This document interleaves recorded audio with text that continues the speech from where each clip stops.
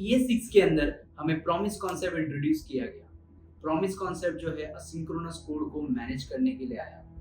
Node.js हमारा asynchronous code करने के लिए प्रोवाइड करता है, जिसके अंदर तुम असिंक्रोनस वे में कोड कर सकते हो, जिसके वजह से कॉलबैक हेल्प इंट्रोड्यूस होगी। और ये कॉलबैक हेल्प को रिजॉल्व करने के लिए प्रॉमिसेस इंट्रोड्यूस किया गया। इस वीडियो में हम लोग प्रॉमिस को अंडरस्टैंड करने वाले हैं, प्रॉमिस को लिखते कैसे हैं और प्रॉमिसेस होता क्या है, ये सब हम लोग ये वीडियो में देखने वाले हैं। सो let's get start.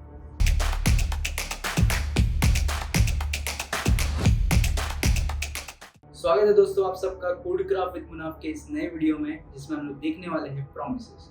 So let's get started. So as we know, promise एक ऑब्जेक्ट है जिसको हम लोग प्रॉमिस कीवर्ड के थ्रू क्रिएट कर सकते हैं। तो कैसे क्रिएट करेंगे, हम लोग टाइप करते हैं कोड के अंदर। सो नीव कीवर्ड का यूज कर रहा हूं, जिसके साथ हमें प्रॉमिस कीवर्ड का यूज कर रहा हूं, जो एक कंस्ट्रक्टर है जिसके अंदर हमें कॉलबैक एक्सेप्ट कर रहा है, एक फंक्शन एक्सेप्ट कर रहा है, जिसके अंदर मैं यहाँ पे एक एरो फंक्शन क्रिएट कर रहा हूँ।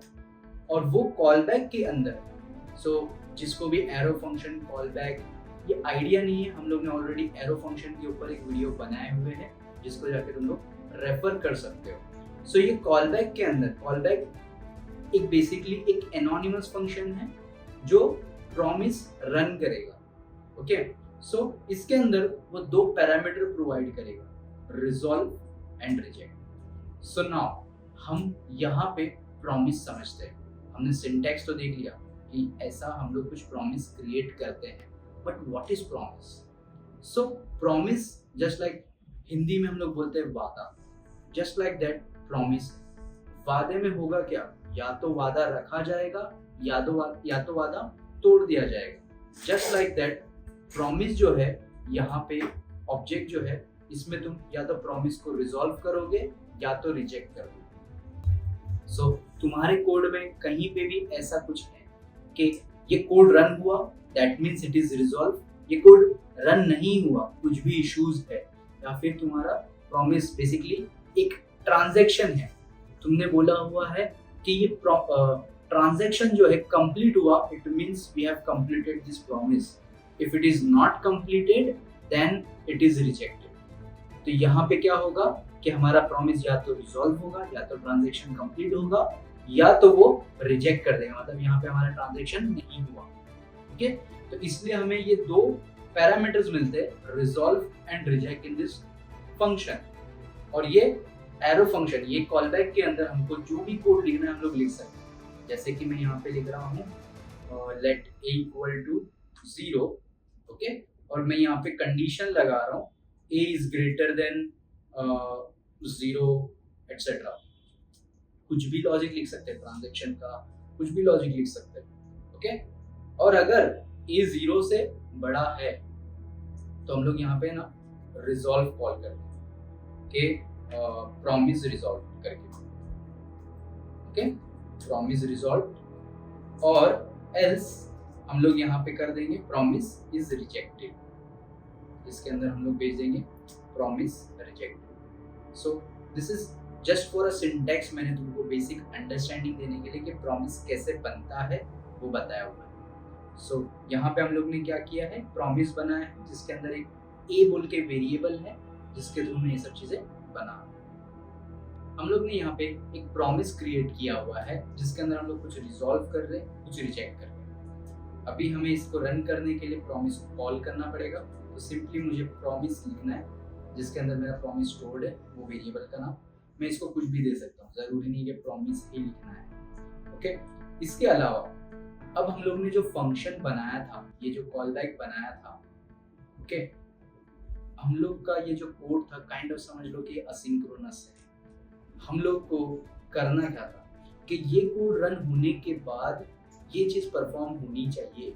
अगर कोड परफॉर्म हुआ, रिजॉल्व मिला, तो ये चीज होनी चाहिए, रिजेक्ट हुआ तो ये चीज होनी चाहिए। इसके लिए प्रॉमिस हम लोग को प्रोवाइड करता है chaining method, that is dot then dot catch. Dot then क्या करता है, तो डॉट देन हम लोग कुछ इस तरह का लगाना है, डॉट नोटेशन के बाद देन कीवर्ड यूज करना है, और देन जो है एक मेथड है, तुमको उसको कॉल करना पड़ेगा। देन मेथड तब रन होगा जब प्रॉमिस रिजॉल्व होगा, ओके। और डॉट कैच तब रन होगा जब तुम्हारा प्रॉमिस रिजेक्ट होगा, ओके। सो डॉट देन में हम लोग क्या लिखेंगे, हम लोग इसके अंदर एक एनोनिमस फंक्शन प्रोवाइड करेंगे फॉर अ कॉल बैक। तो इसके अंदर मैं लिख रहा हूँ एक एरो फंक्शन जिसके अंदर हमें कुछ वैल्यू मिलेगी। अब ये वैल्यू क्या मिलेगी, वैल्यू ये मिलेगी जो भी हम लोग ने रिजॉल्व किया हुआ है वो वाली वैल्यू, जैसे कि प्रॉमिस इज रिजॉल्व, ठीक है। तो हम लोग इसके अंदर कंसोल कर देते हैं, कंसोल डॉट लॉग वैल्यू और डॉट कैच किया। डॉट कैच जब भी हमारा प्रॉमिस रिजेक्ट होगा तो डॉट कैच के अंदर जाएगा। तो इसके अंदर भी ये सेम चीज, dot catch is also method, और इसके अंदर भी एक कॉल बैक फंक्शन एक्सेप्ट कर रहा है, तो डॉट कैच के अंदर भी हम लोग वैल्यू एक्सेप्ट कर सकते हैं। तो इसको भी हम लोग कंसोल कर लेते हैं, कंसोल डॉट लॉग और वैल्यू।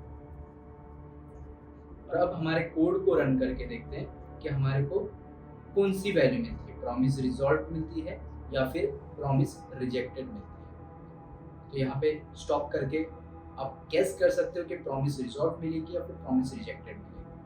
बट यस, मैं रन कर रहा हूँ नोड promises डॉट जेएस और as you can see promises reject मिला है, प्रॉमिस रिजेक्टेड मिला है। क्यों? क्योंकि जैसे ही हमने प्रॉमिस का कोड रन किया, ये कोड रन हुआ रहेगा a equal to 0 if a is greater than 0। This is basic JavaScript conditionals.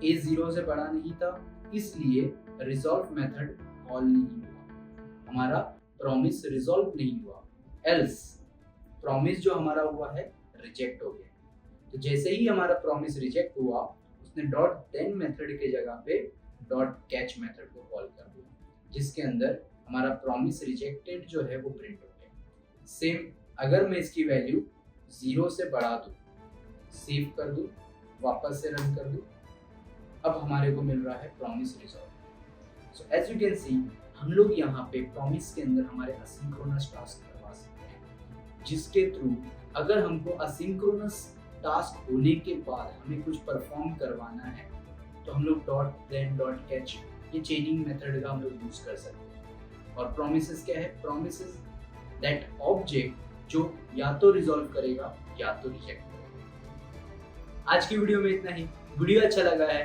तो लाइक कीजिए, शेयर कीजिए और कमेंट कीजिए। चैनल को सब्सक्राइब करना ना भूलें। टिल देन गुड बाय, मिलते हैं नेक्स्ट वीडियो में।